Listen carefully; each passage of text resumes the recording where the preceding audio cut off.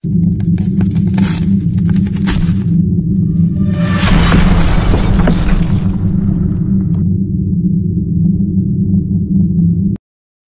bilezik. İkinci kısım.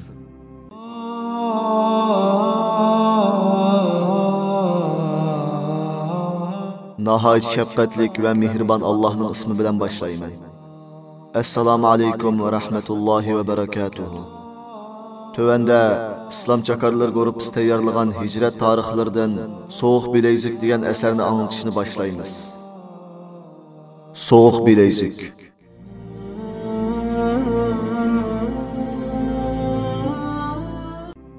Ularning hammasi bizga tasalli berayotgandek nurimizga urib qo'yatdi. Biz ular bergan narsalarni olg'ach, yotoqqa ko'z yugurtdik. Yotoqdagi 80% odamda qichqoq bor edi. Hatto ba'zilar kuyib ketgan odamlardek badanlari yar bo'lib ketgan edi. Lekin siz bularni ko'z oldingizga keltirolmaysiz. Men o'z ko'zlarim bilan qichqoq sababidan o'lgan 2 kishini ko'rdim. Tova, nima degan ichinishlik ha? Yotoqda birmi musulmon yo'q edi. Xitoycha bildigan 5 yoki uningdan ko'proq odam bor ekan. Ular bizdan ko'p savollarni so'raydi. Biroq bizda ularning savollariga javob bergidek kalla nada. Ularning deyishicha, bu davlatlik turmi bo'lib, bu yerdagi jinoyatchilar qotillik, zaharlik chekimlarni chekish va setish va boshqa har xil ig'ir jinoyatlarni qilganlar bo'lib, ularning eng tuvan kesilgani 50 yil, eng ko'pi 120 yil ekan. Hatto ba'zisiga o'lim jazosi berilgan ekan. Qandaqmi bularning jazo muddatiga ularning umri yetsin. Ular bu yerda ayol bo'lib taxminan 8000 jinoyatchi borligini aytdi. Biz ularning so'zlariga ishonmayli qoldik. Ularning deyishicha, bu turmadan hayot chiqib ketgan birmi odam yo'qmish. Qaranglar xili uzun davomlashgandan keyin kechilik yotoq qaravullari bizni uxlashga buyurdi. Biz joyimizda yotdik. Ammo ostimizda hech narsa yo'q edi. Yotoq qaravullari 1 soatda bir dumboq chalatdi. Bu hamma yotoqda bor ishkan. Bu ovozdan qandoqmi uxlig'ili bo'lsin. Kecha mushu holatda davom qilyotdi. Soat 2 bo'ldi. Hamma buddistlar o'rnidan turib, 1 soatgacha bir nimalarni deb ibodat qildi. Hanim bo'lsa biz butning oldida yotmabdi ekanmiz. Bo'lmasa ular bizga qarab ta'zim qildi ekan to'q. Kech soat 3 bo'lganda xristianlar qo'pib, 1 soat naqsh o'qib, chavoq chelib ibodat qildi. Bu holatda bizning bu yotoqda uxlashimiz yoki kechilik ibodat qilishimiz mumkin emas edi. Xristianlarmi to'xtadi. Endi navbat bizga kelgan edi. U vaqtda bomdod namozi soat 4:30 atrofida bo'ladi. Biz namoz o'qib bo'lib uxlayli deb tursak, qarovullar eshikni ochdi va bir nimalarni deb to'lab odamlarni sirtga chiqardi. Albatta bizmi chiqdik. Sirt bir dehqonchilik maydoniga o'xshaydi. Hamma yerda ajoyib o'xshagan kallak sey bor ekan. Nima degan yaxshi parvish qilingan seylar ha? Shu vaqtda jinoyatchilar axlat qochilaydigan kup shaklli cho'ng bir maylashib ketgan kupda narsa ekeldi. Hamma odam tizilib o'ltirdi. Biz bir chetda qarab turatdik. Odamlar, "Kel, tamoq yeysan" deb ishorat qildi. Biz berib qarasak, heliqi eski kupdiki qora guruch ekan. Men bundoq guruchni hayotimda ko'rib boqmagan ekanman. Odamlar buni quruq yeydi ekan. Bu tamoqqa qarasa, odamning ko'ngli ilishadi. Buni qandoqmi yegili bo'lsin? Ammo bu osh nurg'un odamlarga yetmasdilla tugab ketdi. Tamoqdan keyin yotoqning oldida cho'ng bir ko'lchak bor ekan. Hamma odam u yerga tizilib turibdi.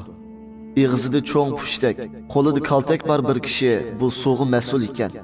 Endi nima qilar deb tursak, tizilgan odamdan 10 kishi bir bo'lib ko'lchakning ikki tarafiga tizildi. Ondan pushtakin chag'an edi. Hamma odam qo'liga bir qachidan suv oldi. Qachi bir kichik chini cho'ngliqida edi.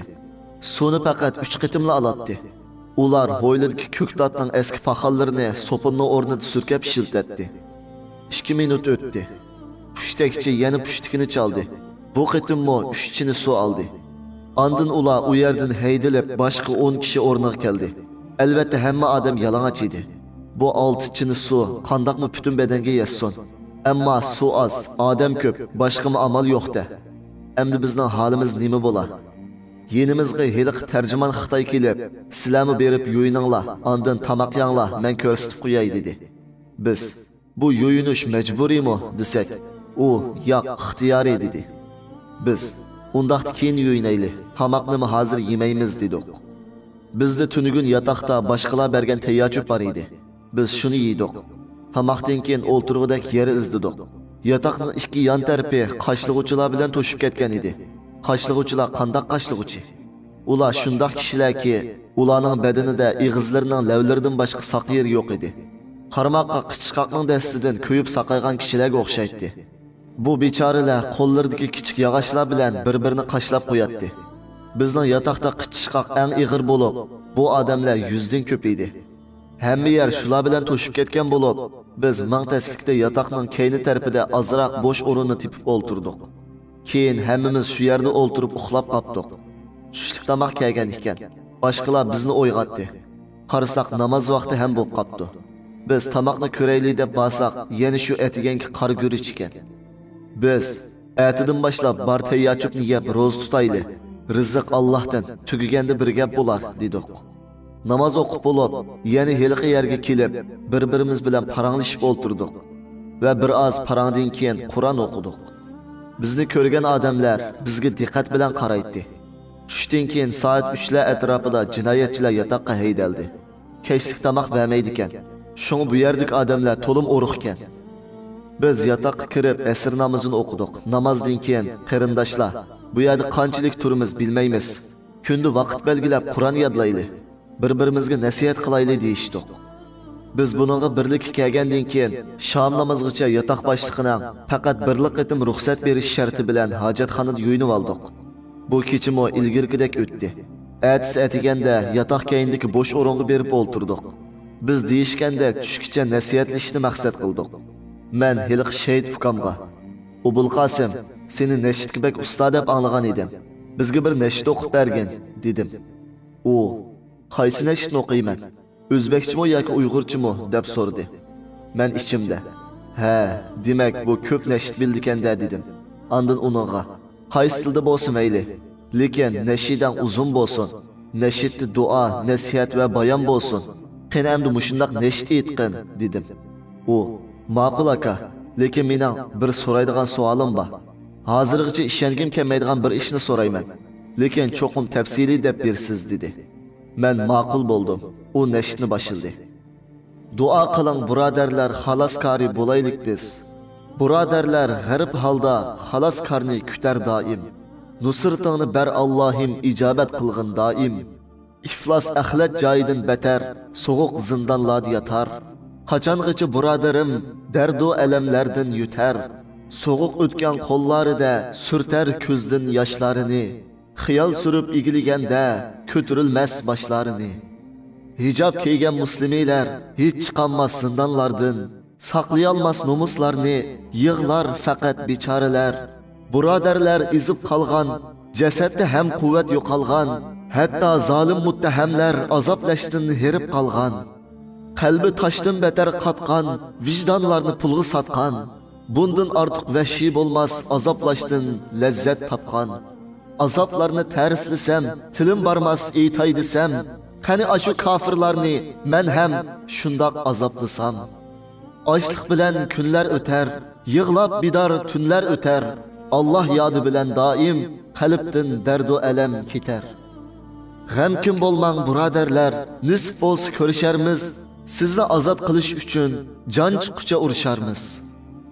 Bu yerga kelganda ko'zlarimdagi yoshni surtgach, "To'xta, to'xta" dedim.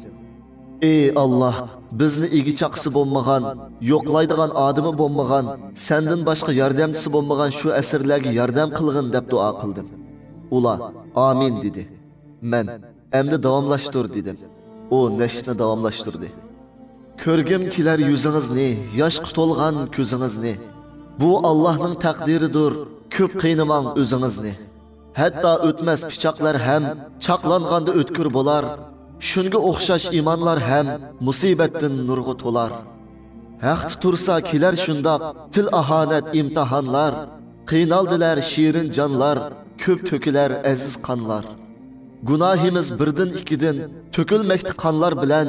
Rahmon jannat almashmoqda shirin jonlar bilan. Alloh shahidlarni bugun huzuriga tanlab oldi. Afsus g'arib islom bugun kofir zindonida qoldi. Azoblarni do'stlarimga rohat qilgin ey Allohim. Mazlumlarni sen o'zingga do'st deb bilgin ey Allohim. Kasallikdan ko'plar shahid bo'lmoqdilar birin ketib, uyda qolgan norisida gudaklar ham bo'ldi yetim. O'g'il qizlar yig'lar uyda, dadam qachon kelarkin deb, avvalgidek kutar doim qachon eshik ocharkin deb, qalbim yonar bu holatdan, yurtum bosqan zalolatdan. Bu kunlarni afzal bildim, musulmonlar jaholatdan, unutmasmiz sizlarni biz. Bahar yoz qish o'tsa ham, o'chmas aslo maqsadimiz, dushmanimiz ko'p bo'lsa ham. Endi deyishgandek navbat menga kelgan edi. Men gapni nereden başlashni bilmedim-da, digina nimani bilging bor deb so'radim. O, aka, men sizni to'niganda namoz o'qimaydingiz. Hatto islomga eng cho'ng dushman bo'lgan soqchi itlar bilan yaqin og'ini bo'lib yuradingiz. Men sizning yiningizdan ayrilib, necha oydan keyin sizni boshqa bir holatda ko'rdim. Nim bo'lib siz buncha o'zgarib ketdingiz? Menga mushularni tafsili aytib bersangiz, dedi. Men Fukam, meni xijil qilma, boshqa gap so'ra desam, o, yo'q, boshqa gap yo'q, faqat mushula dedi. Men men boshdan boshlab hammani so'zlab beray. Lekin bugun hammasini so'zlab bo'lmasligim mumkin desam, ular hech qisi yo'q, ati ham anglaymiz. Hammani anglag'imiz bor deyishdi. Va bir kunlarda bu boshqalarga nasihat bo'lib qilishi mumkin edi. Bu qitimliq anglitishimiz mush yerda oxirlashdi. Keyingi anglitishimizni ko'rishgacha sizlarni Janobi Allohga topshirdim. Assalomu alaykum va rahmatullohi va barakatuh. Nahya bihi fi 'izzatin tasmu bi